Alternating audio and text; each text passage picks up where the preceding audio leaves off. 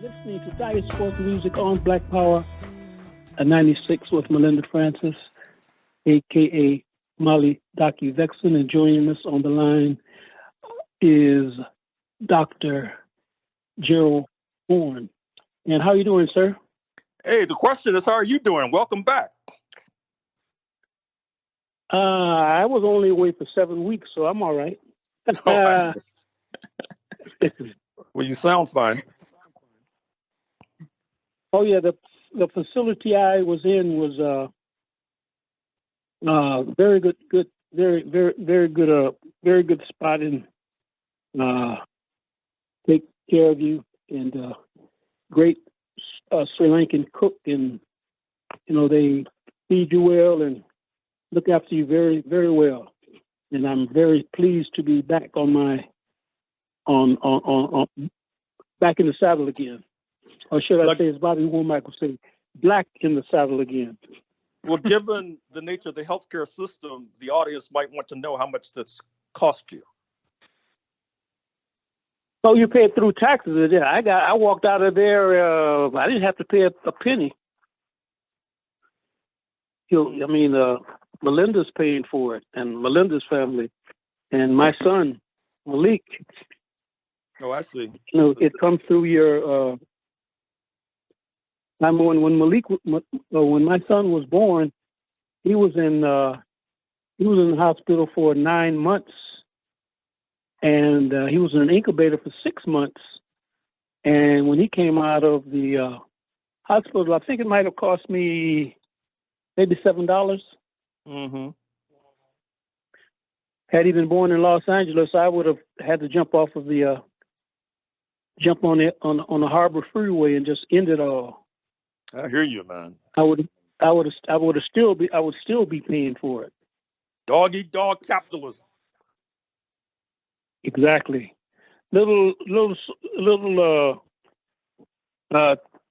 Tommy Douglas, little democratic socialism is, well, there's a battle between the democratic socialists. Well, there's a class struggle in Canada like there's a class struggle all over the world, but the right wing is trying to do away with any type of democratic socialism, which is, as you know, different from scientific socialism. But a lot of these right wing folks, any type of socialism, as far as they're concerned, is communism. And a lot of those people making those statements don't know communism from rheumatism, but they be talking that talk anyway. Well, that leads us into today's discussion, because I've been following during your absence quite carefully the foreign policy of Canada. Now, we've talked in the past about its support for the anti-Russian campaign in Ukraine. I noticed that at the G20 meeting in Bali, Indonesia, on camera was a confrontation between President Xi of China and your Prime Minister, Mr. Trudeau. And Canada is really selling a lot of wolf tickets to China right now. And I'm wondering what's behind that. I mean, I know what's obvious that's behind it, but it seems to me that that's going to lead Canada to be more close to Washington and its hawkishness. And then ultimately it may affect what you just made reference to, which is the anti-communism, which then leads to an attack on social democracy and on subsidized healthcare and things of that sort. What say you? I agree with you completely. I've been watching Justin, and it looks like he is buttering up to the right, and I would even say that he would butter up to even more forces, even to the right of Joe Biden. I think he's going for the capitalist enchilada. He wants the whole enchilada. So I think I've basically I've never really had that much faith in.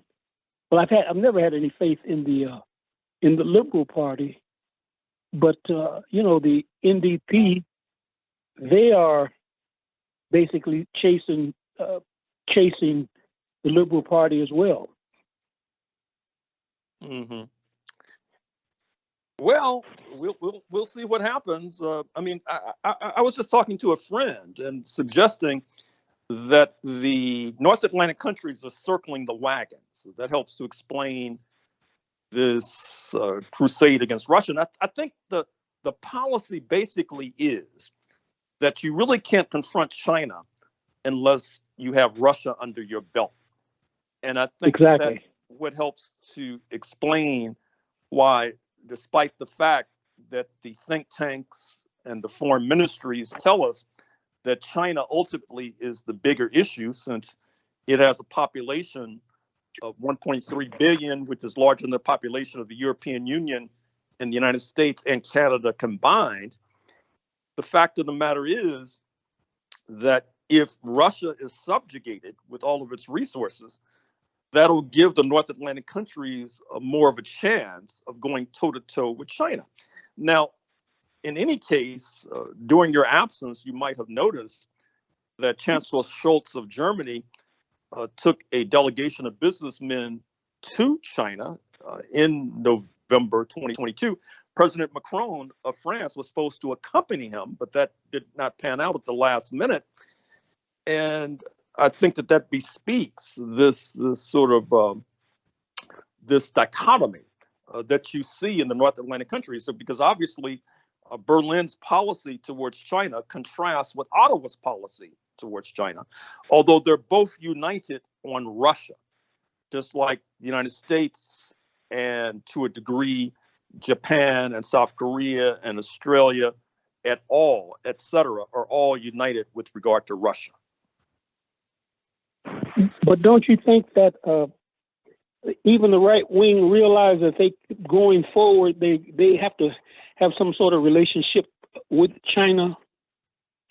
I mean, they're trying to make it as comfortable to their own ruling classes as possible, but can you move forward without dealing with China one way or the other?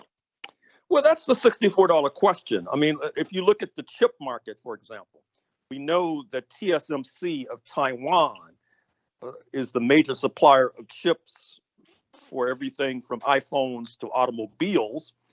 And in the recent Taiwanese elections, the most anti-Beijing party suffered, which was good news for China. But TSMC is opening a multi-billion-dollar facility in Arizona, but it's unclear if the kind of standards that they maintain in Taiwan can be duplicated in Arizona, although you may have noticed that just a few days ago, when you had that opening, not only did Mr. Biden show up, but Tim Cook of Apple showed up. And speaking of Apple, they're trying to decouple from China, but that's not easy because Vietnam cannot necessarily play the role that China does in Apple's production, nor can India, in the sense that neither have the infrastructure in terms of electricity, water, roads, airports, railroads, etc. So you're going to see in the next few years a sort of one step forward, one step back with regard to China. But the key is Russia, as I said. And on that front, the big news is that the Ukraine, just in the last week or so, had a drone attack on the Engels base, 450 miles from the Ukrainian border. The Engels base, yes, Engels base, has a significant part of the nuclear triad of Russia. I'm speaking of nuclear bombers. The fact that such a base could be attacked by Ukraine, number one, it bespeaks the assistance they're receiving from U.S. imperialism. Number two, it also suggests how a misstep could easily lead to World War III. Imagine what would happen if a U.S. nuclear base was attacked on North American soil. There would be hysteria. And so the present international situation is becoming ever more complicated. And in that regard, I should also mention another important event during your absence, which was not only the summit between leaders of Vietnam and China, because as you know, these two countries, though they're ruled by communist parties, have not had the best of relations. In fact, you pointed that out many times. Yes, the United States, of course, thought it could open a base in Vietnam to challenge China. Apparently, that's off the table. But you also saw in recent days a very important visit of President Diaz-Canel of Cuba to Turkey, Russia, and China. And this could not have come a moment too soon, even though I'm not in the habit of recommending articles in the bourgeois press. I would suggest that those interested look at the front page of the New York Times today, Sunday, December 11th, because there's an article about the problems of Cuba, with many of the young people seeking to leave, leaving the elderly behind. And I should also say leaving many blacks behind, because they don't have as many opportunities in the United States as their melanin deficient counterparts. But you've also had a Cuban influx into Eastern Europe, into Serbia in particular. And what's striking about that is that I would hope that the Chinese and the Russians feel that it's in their interest to bolster Cuba, to allow Cuba to survive. But Cuba has a problem that many of the Caribbean countries are facing. That is to say that COVID has reduced tourism, and that has caused many Caribbean countries to scramble to try to find an alternative to tourism. Let me say that in the current issue of Business Week, or Bloomberg Business Week as it's now called, there's a lengthy article about Guyana and petroleum. There's a lot of optimism and ambition about petroleum finds in Guyana. In fact, the article suggests that Guyana feels it's going to be the equivalent of Saudi Arabia or Qatar in the hemisphere, and that the gross domestic product will increase dramatically, etc. And they say, the leadership says, that they're going to take the funds from this fossil find and then try to build more sustainable housing, more sustainable seawalls, because obviously burning more fossil fuels compromises ultimately the stability and security of these countries, because it leads to rising seawaters. And as you know, Guyana has a real problem with water. As a matter of fact, the leadership is quoted in this article as saying that managing water is one of the major issues of Guyana. And the article also mentions that Barbados, and though the Prime Minister Motley has been touring the world, most recently in the COP27 meeting in Sharm el-Sheikh, Egypt, sounding the alarm about what climate change means for her island. But apparently Barbados also is opening up fossil fuel exploration in the seas off of Barbados, because they see what's happened to Guyana and they think they can duplicate it. And Cuba as well is going in a similar direction. And you're listening to Diasporic Music on Black Power 96. What do you think about my man, the Times Man of the Year, Belinsky? How do you? He made the Man of the Year for Time magazine. I guess when you serve imperialism, that's one of the rewards you get. Am I correct in saying that? It certainly is. And he is, of course, a favorite son of the North Atlantic countries. And I should mention that there is a real split in the U.S. left with regard to this Ukraine crisis. I think we may have talked about it before. There are many forces who are pro-Zelensky, who are quite hostile to the role that Russia's playing. And what's interesting about that is that many of these people on the left, when they look at that crisis in Eastern Europe, they don't look at it in terms of India and its refusal to go along with sanctions, or South Africa and its refusal to go along with sanctions against Russia, or how Russia is a stepping stone towards confronting the People's Republic of China. None of that's discussed. It's really sort of irresponsible, not to mention politically unwise, not to discuss this. But there you have it. And then further on this point, there's hardly any discussion or debate in the Black community about the crisis in Ukraine. It's quite striking, quite remarkable. As we've said more than once, many of our Black leaders, intellectuals, and organizations, I think that they're almost afraid to discuss anything outside of the United States, because when Black leaders in the past, be it Du Bois, Robeson, Malcolm X, Martin Luther King, have veered beyond the shores of the United States, they've been struck down, sometimes literally. You're listening to Diasporic Music with Gerald Horne, Dr. Gerald Horne. I guess, with the exception of, the African People's Socialist Parties and Party and Jamu Baraka's group and their Black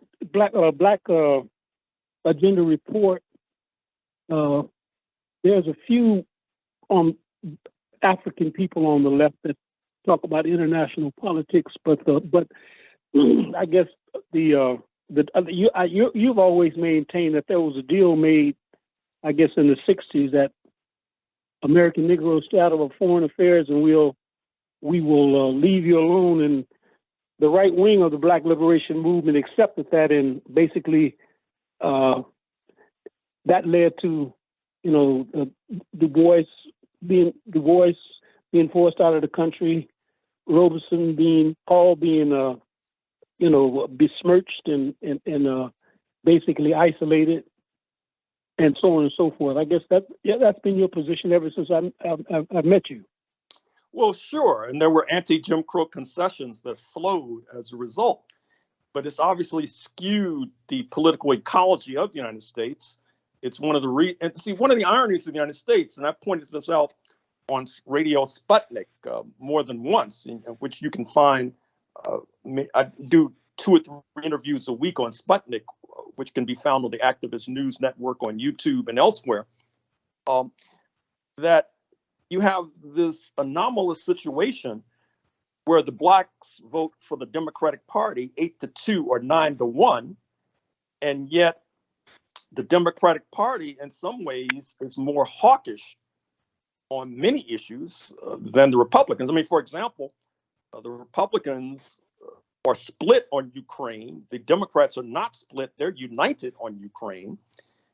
And so what that leads to is that many forces globally are questioning Black Americans. They're wondering what these Black Americans are thinking. I think that one of the explanations for the Democratic Party's hawkishness on foreign policy is that I think that amongst other factors, which we could talk about, but certainly a factor, is that they perceive themselves as being not necessarily the best stewards for U.S. imperialism, because in their ranks are many of the victims of U.S. settler colonialism and imperialism, not least the Black community, the Mexican American community, the Native American community, et cetera.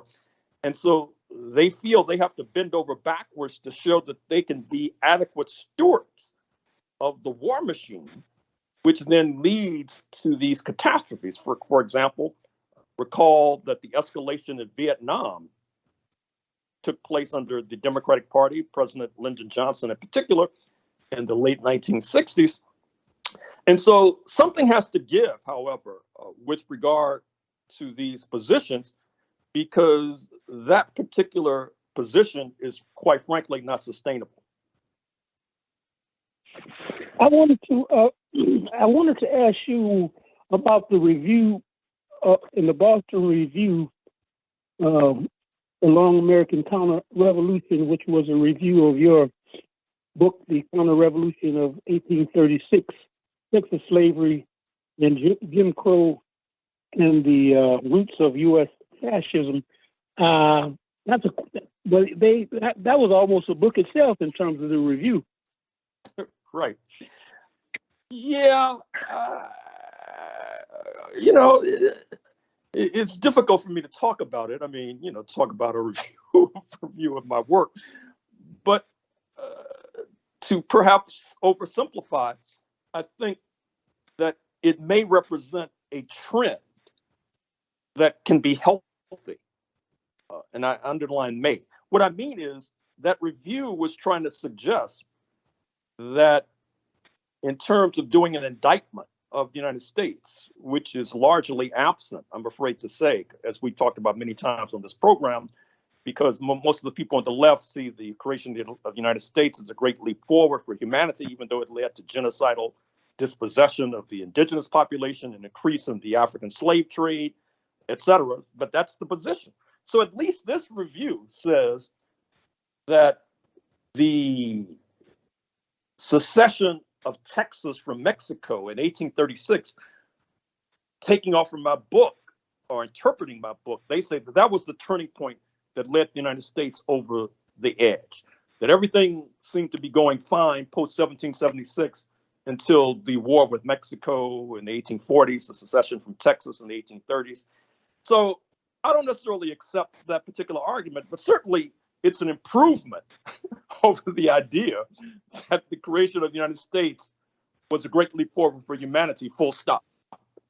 And I will say, too, that the article does mention some of my other work as well, and also mentions, quite frankly, the wider point that I should not neglect, which is that I've tried to construct with his history books an alternative view of the United States, stretching back to the 16th century, going up to the present, the United States as a citadel of counter-revolution, etc. And I should also say that even though the review does not go into this, I did a review that'll be posted on the Active News Network within the next 24 to 48 hours, where I engage some of these current issues concerning Ye, Kanye West, etc. And one of the points that I make there is that it's possible, underline possible, may be possible, underlining may and possible, that the United States is moving towards fascism, that a central aspect of the United States moving towards fascism could be anti-Jewish fervor, which would be a turnabout from the previous post-1492 epoch, where you saw a easing of anti-Semitism in England, for example. London had expelled its Jewish population at the end of the 13th century, but then that population was incorporated into the African slave trade, as is well known. And so now the world, or at least North America, may be going through a different sort of transition. And I would mention two factors in that regard. It's quite remarkable that many of the alleged tribunes of this fascist trend, I'm thinking of Ali Alexander, who was part of the brains behind the Stop the Steal January 6, 2021 demonstration to try to keep Trump in power. I'm thinking of Enrique Tarrio. Ali Alexander, of course, is of African descent and Arab descent. Enrique Tarrio is Afro-Cuban. He's the leader of the Proud Boys, the pro-fascist group. Stuart Rhodes, just convicted of seditious conspiracy in January 6th, is of, he says he's of Native American ancestry, and I take him at his word, although many of these Euro-Americans say that it's not true. And if you look at the previous bout with fascism in the 1930s, you know that I wrote a book on Lawrence Dennis, who was the intellectual godfather of U.S. fascism, who was born a Negro and chose to pass, was a child preacher, which brings me back to the question of Christianity. Because as I point out in this piece that you'll be able to find, as noted on the Activist News Network, there is a discourse, an anti-racist discourse, obviously. There's a discourse on class, not as strong as it should be. There's a discourse on gender. There's hardly any discourse on religion, for example, particularly even as it regards the rise of anti-Semitism, even though it's well known that you can't discuss anti-Semitism without discussing the rise of Christianity. And in that regard, let me recommend a documentary film. I could recommend a number of books, but let me recommend a documentary film that you can easily find called Constantine's Sword, which of course goes into the rise of anti-Semitism flowing out of Christianity.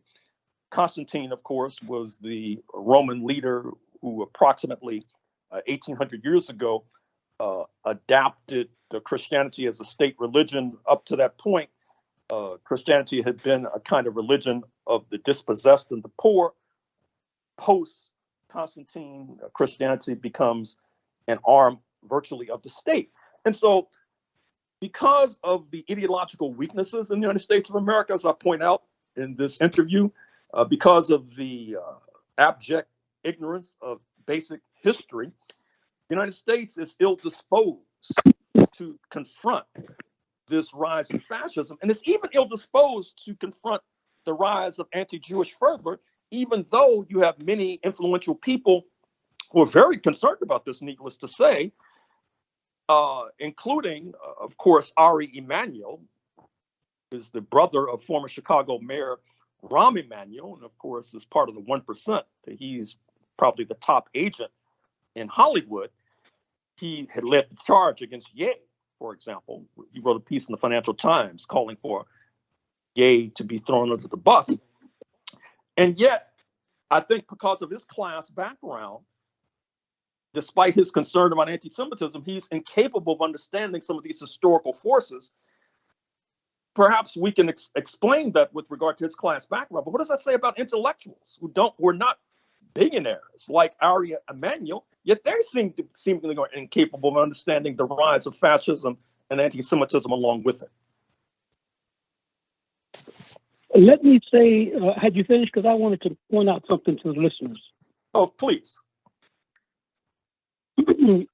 People should go back to May 1969 when James Foreman or Jim Foreman delivered the Black Manifesto at Riverside Church, and he disrupted many churches demanding reparations from churches, in the late 60s, early 70s. I'm certain you remember those days.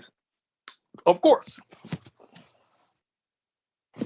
Yeah, James Foreman was, I think he was born in Chicago, but grew up in Mississippi, and he was one of the, it was a great internationalist in terms of he talked about Africa and had gone to Africa before a lot of other people.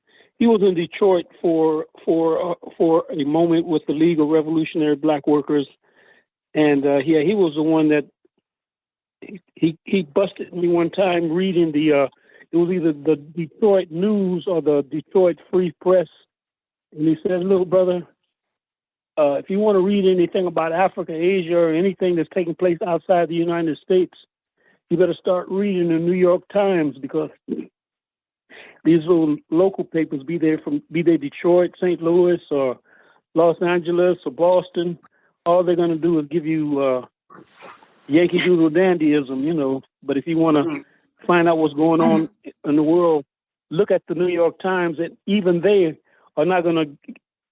That's where you start, but you have to basically try to become international. I mean, he was the one that encouraged me many years ago. Well, let me reiterate to be checking out the Activist News Network and look at some of the pieces that I've mentioned. And I would also recommend that piece in the Boston Review, even though it's difficult for me to comment on it objectively since it's about my work. And I try to be objective about my work, but I'm probably falling short in that regard. Is there a question? Any questions you have, Melinda? Well, there's a lot of questions that we haven't got to, but is there anything specific we want to get into in the last 5 minutes? There's the settlement in Ethiopia, the coup in Peru, U.S.-Africa summit in D.C. I'll let you pick. Well, let's take the latter. a number of heads of state and government will be coming to Washington in the next few days because of this summit between Africa and the United States.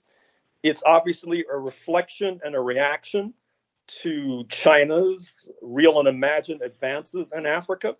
The United States, as a matter of fact, Mr. Biden said just the other day that he wants the African Union to have a permanent seat at the G20 meetings. That's the group of 20 meetings they just met in Asia, for example. Next, he'll be calling for African representation. Matter of fact, he already has called for African representation on the Security Council. So U.S. imperialism is scrambling, which is good. They're making concessions to Africa, which is good. What's not so good is that Black Americans are basically missing in action. Of course, as you oftentimes point out, that's not universally true because mentioned Black Alliance for Peace and other forces in that regard. And you're listening to Diasporic Music on Black Power 96. I guess it's time you want to get, as they say in Canada, you want to get the puck out of there, right? Yeah, I got another interview lined up, but thank you for calling. All right. And we have been listening to Dr. Gerald Horne, author of about 40 books, the most recent being The Counter-Revolution of 1836, Texas Slavery and Jim Crow, and the Roots of U.S. Fascism. I would like to thank Melinda Francis, and of course, I would like to thank Lisa Watson for technical brilliance as usual, and we will